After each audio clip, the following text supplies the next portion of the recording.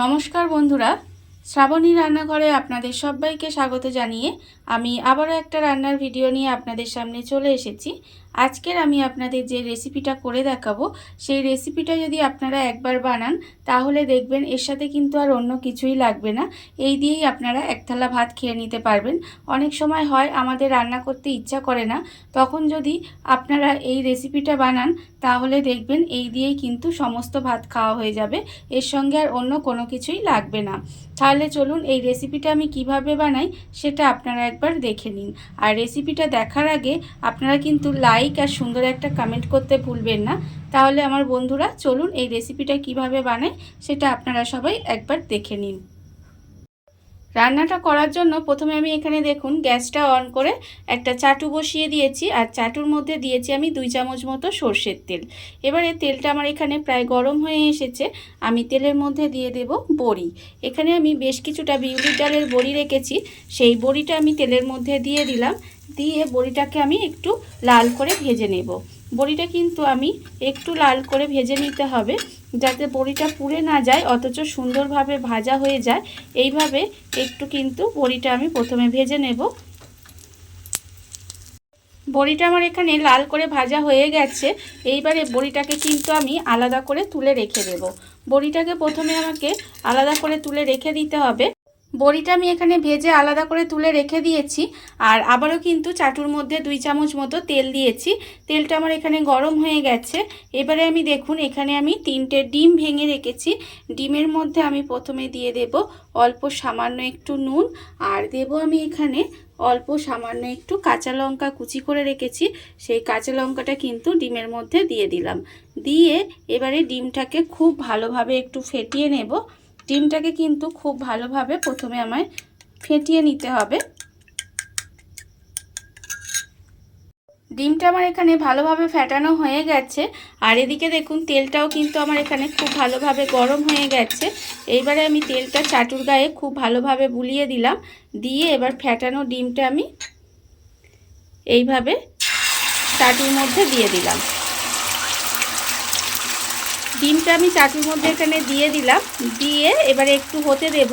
হতে দিয়ে যেভাবে আমরা ডিমের অমলেট বানাই সেভাবে কিন্তু আমি এবারে ডিমটাকে অমলেট বানিয়ে নেব। ডিমের অমলেটটা আমার এখানে দেখুন বানানো হয়ে গেছে। আমি কিন্তু অমলেটটা বানিয়ে নিয়েছি। এইবারে খুন্তি দিয়ে আমি এইভাবে অমলেটটাকে পিস পিস করে নেব।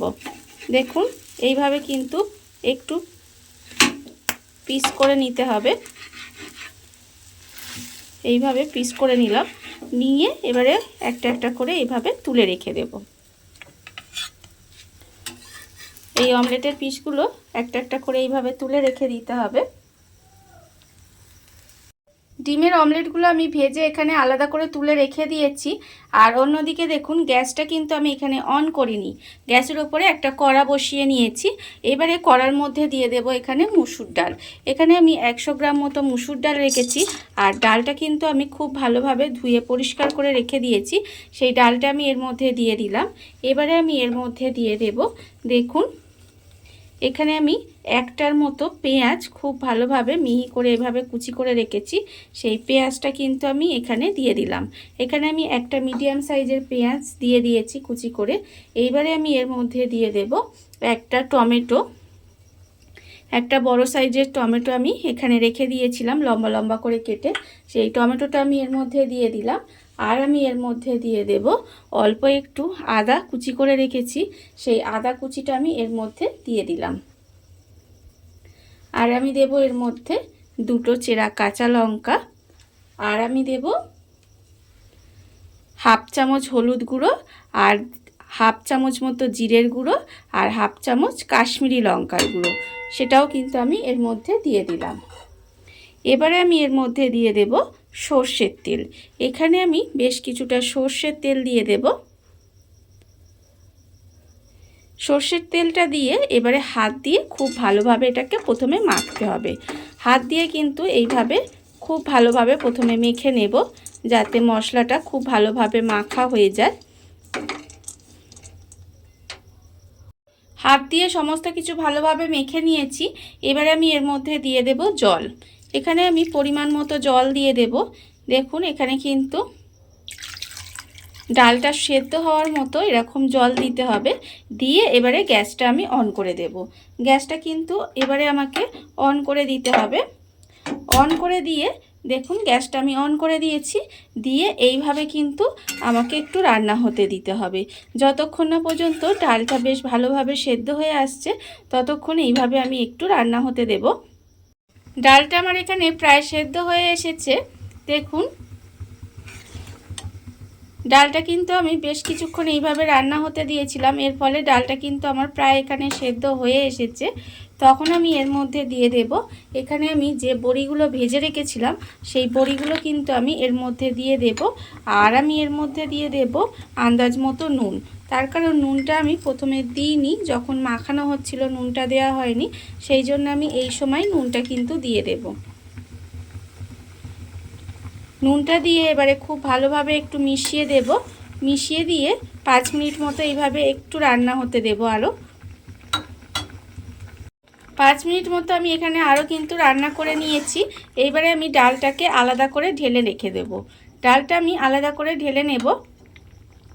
ডালটা আমি ঢেলে এখানে আলাদা করে রেখে দিয়েছি। আর আবারও কিন্তু গ্যাসটা অন করে কড়া বসিয়ে দিয়েছি। কড়ার মধ্যে দিয়েছি আবারও 2 চামচ মতো সর্ষের তেল। তেলটা আমার এখানে গরম হয়ে গেছে। এবারে আমি তেলের মধ্যে দিয়ে দেব 2টো শুকনো লঙ্কা। লঙ্কাটাকে একটু ভেজে নেব। লঙ্কাটা যখন ঠিক ভাজা ভাজা হয়ে যাবে তখন আমি দিয়ে দেব এর মধ্যে কুচানো পেঁয়াজ। এখানে আমি আবারও কিন্তু একটা মাঝারি সাইজের পেঁয়াজ কুচিয়ে রেখেছি, সেটা কিন্তু আমি এর মধ্যে দিয়ে দিলাম। দিয়ে এবার পেঁয়াজটাকে খুব ভালোভাবে একটু ভাজবো। আর ঠিক এই সময় আমি এর মধ্যে দিয়ে দেব রসুন। এখানে আমি প্রায় 5 থেকে 6 কোয়া রসুন একটু কুচি করে রেখেছি, সেই রসুনটাও কিন্তু আমি এর মধ্যে দিয়ে দিলাম। দিয়ে পেঁয়াজ আর রসুনটা একটু খুব ভালোভাবে ভাজা ভাজা মতো করে নিতে হবে। পেঁয়াজ আর রসুনটা আমার এখানে বেশ ভালোভাবে ভাজা ভাজা মতো হয়ে গেছে। দেখুন পেঁয়াজ রসুনটা কিন্তু আমি এখানে খুব ভালোভাবে ভেজে নিয়েছি। এইবারে আমি এর মধ্যে দিয়ে দেব যে ডালটা আমি এখানে ঢেলে রেখেছিলাম, সেই ডালটা কিন্তু আমি এর মধ্যে ঢেলে দেব।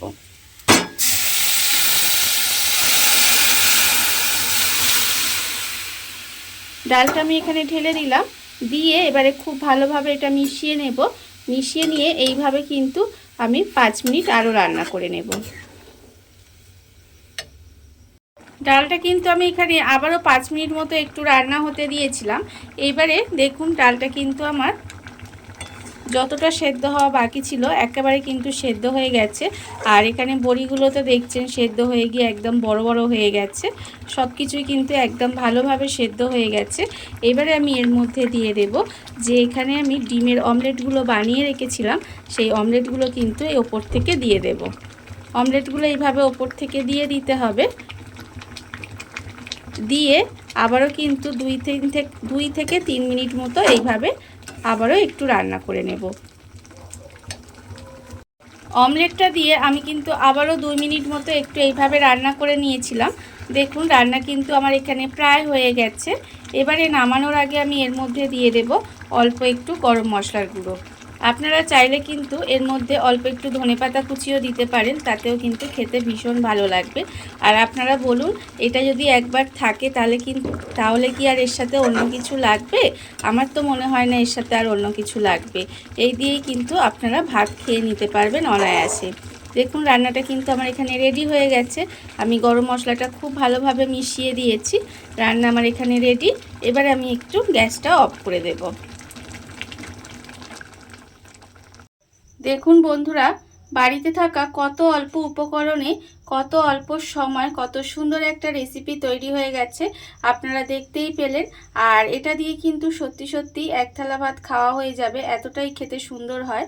আর এই ভিডিওটা যদি আপনাদের ভালো লেগে থাকে, আপনারা যদি ফেসবুক থেকে দেখে থাকেন পেজটি ফলো করে দেওয়ার অনুরোধ রইল। আর যদি ইউটিউব থেকে দেখে থাকেন চ্যানেলটি সাবস্ক্রাইব করে নেওয়ার অনুরোধ রইল। তাহলে চলুন ভিডিওটা আমি এখানেই শেষ করছি। আপনারা সবাই ভালো থাকবেন, সুস্থ থাকবেন। আবারও হাজির হব নতুন কোনো রান্না নিয়ে।